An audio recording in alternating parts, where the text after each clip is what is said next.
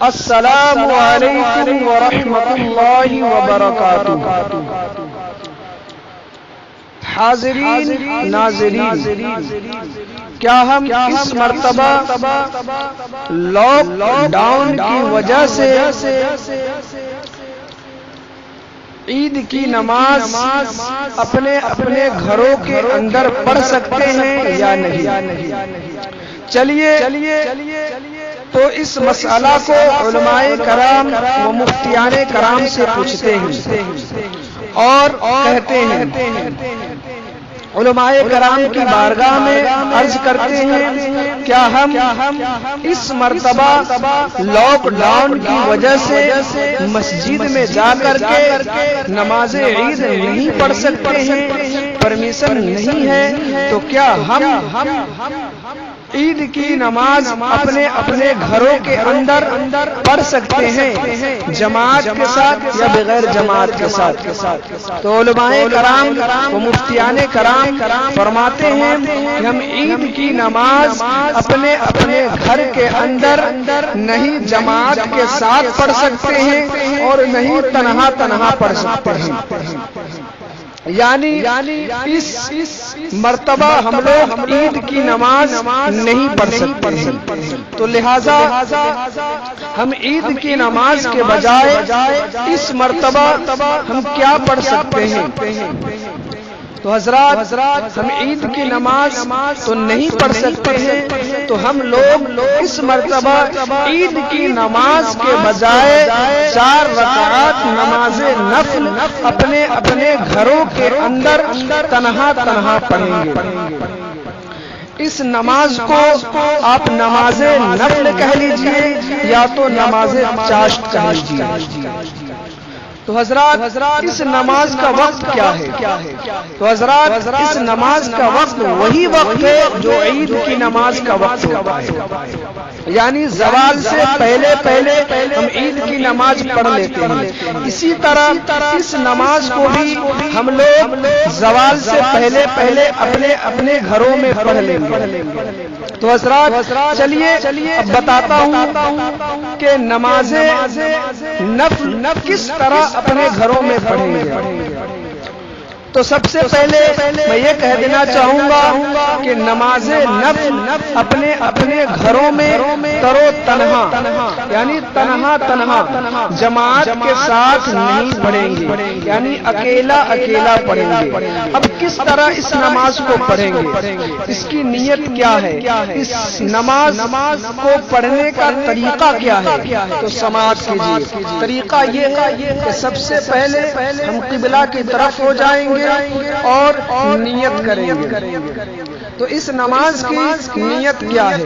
تو اس نماز کی نیت یہ ہے کہ نیت کی میں نے 4 رکعات نماز 4 رکعات نیت کی میں نے 4 رکعات نماز نفل کی، واسطے اللہ تعالیٰ کے منہ میرا طرف کعبہ شریف کے، اللہ اکبر۔ پھر اس کے بعد ہم لوگ ثنا پڑھیں گے، یعنی سبحانک اللہم وبحمدک وتبارک اسمک وتعالی جدک ولا الہ غیرک۔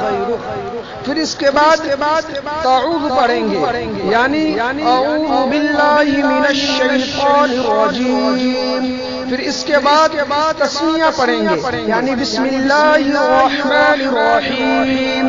پھر تسمیہ کے بعد ہم لوگ سورہ فاتحہ پڑھیں گے، جیسا کہ ہر نماز میں تعوذ تسمیہ کے بعد سورہ فاتحہ پڑھتے ہیں، یعنی الحمدللہ شریف پڑھتے ہیں۔ اب الحمدللہ شریف کو پڑھنے کے بعد ہم کوئی دوسری سورت کو ملائیں گے، جیسا کہ ہر نماز میں الحمد شریف کے بعد دوسری سورت کو ملاتے ہیں۔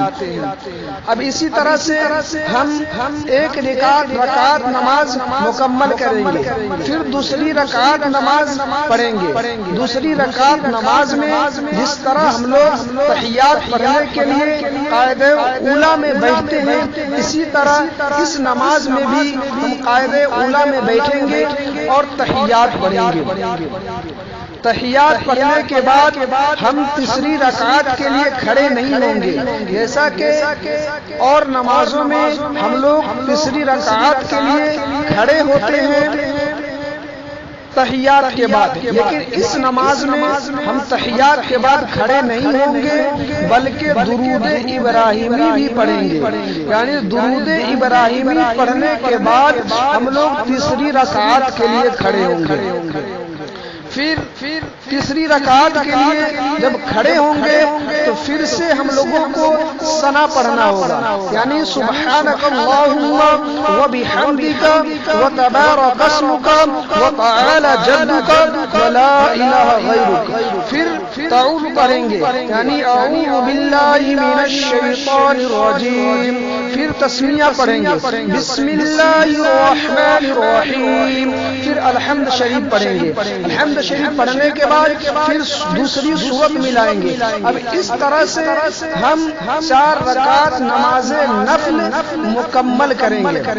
نماز نفل مکمل کرنے کے بعد اب ہم لوگوں کو کیا کرنا ہے؟ اب ہم لوگوں کو درود پاک پڑھنا ہے۔ جو بھی درود پاک، جو بھی درود شریف آپ کو یاد ہے، اس درود شریف کو آپ پڑھیں، جتنا ہو سکے پڑھیں، 100 مرتبہ، 200 مرتبہ، 300 مرتبہ، 400 مرتبہ، 500 مرتبہ، جتنا آپ سے ہو سکے پڑھیں۔ جتنا پڑھیں گے اتنا آپ کو فائدہ ہوگا۔ اب درود شریف پڑھنے کے بعد اب ہم کو کیا کرنا ہے؟ جس طرح ہم عید کی نماز پڑھنے کے لیے اپنے گھر سے نکلتے ہیں تو ایک راستے سے جاتے ہیں، دوسرے راستے سے آتے ہیں۔ اب اسی طرح جو ایک راستے سے جاتے ہیں تو کیا پڑھتے ہوئے جاتے ہیں؟ یعنی تکبیر پڑھتے ہوئے جاتے ہیں۔ کون سی تکبیر؟ جو تکبیر ہم لوگ عید کی نماز کے لیے پڑھتے ہوئے جاتے ہیں وہی تکبیر کو پڑھنا ہے، یعنی اللہ اکبر، اللہ اکبر، لا الہ الا اللہ، اللہ اکبر، اللہ اکبر وللہ الحمد۔ یہ تسبیح اور یہ تکبیر ہم لوگ عید کے نماز کے دن پڑھتے ہوئے عیدگاہ کی طرف جاتے ہیں اور عیدگاہ کے اندر بھی پڑھتے رہتے ہیں۔ تو اسی تکبیر کو ہم لوگ درود شریف پڑھنے کے بعد 34 مرتبہ پڑھنا ہے، یعنی اللہ اکبر، اللہ اکبر، لا الہ الا اللہ، اللہ اکبر، اللہ اکبر وللہ الحمد۔ اس تکبیر کو ہم لوگوں کو 34 مرتبہ پڑھنا ہے۔ تکبیر کو پڑھنے کے بعد اب ہم لوگوں کو دعائیں کرنا ہے، اپنے گناہوں کی بخشش کے لیے، اپنے گھر کے مرحومین کے گناہوں کی بخشش کے لیے، حضور علیہ الصلوۃ والتسلیم کے تمام امت کی گناہوں کی بخشش کے لیے ہم اپنے گھروں میں دعا کریں گے، اور تمام امت مسلمہ کے لیے، تمام امت محمدیہ کے لیے ہم ان کے گناہوں کی بخشش کے لیے، ہم اپنے گناہوں کی بخشش کے لیے، اپنی درجات کے لیے، اپنے مرحومین کے درجات کے بلندی کے لیے ہم دعا کریں گے۔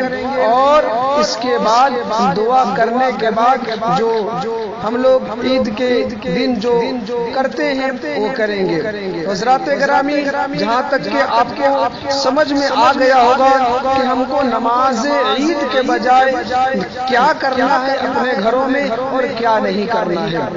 حضرات گرامی، ابھی دنیا میں بہت سارے فرقے چل چکے ہیں اور طرح طرح کی باتیں، طرح طرح کی فرمائشیں آپ کو سننے کو ملیں گے، لیکن حضرات گرامی آج کل دنیا میں بہت سارے ایسے فرقے ہیں جنہوں نے نماز عید کو پڑھنے کے لیے گھر میں بھی اجازت دے رکھی ہے، تو لہٰذا ہم ان بد مذہبوں کی کہنے پر ہم اپنے گھروں میں عید کی نماز نہیں پڑھیں گے، بلکہ عید کی نماز کے بجائے ہم اپنے گھر میں نماز چاشت، نماز نفل پڑھیں گے۔ جیسا کہ میں نے آپ لوگوں کو بتایا، اسی طریقے سے ہم لوگوں کو نماز پڑھنا ہے اور اپنی عید کو منانا ہے۔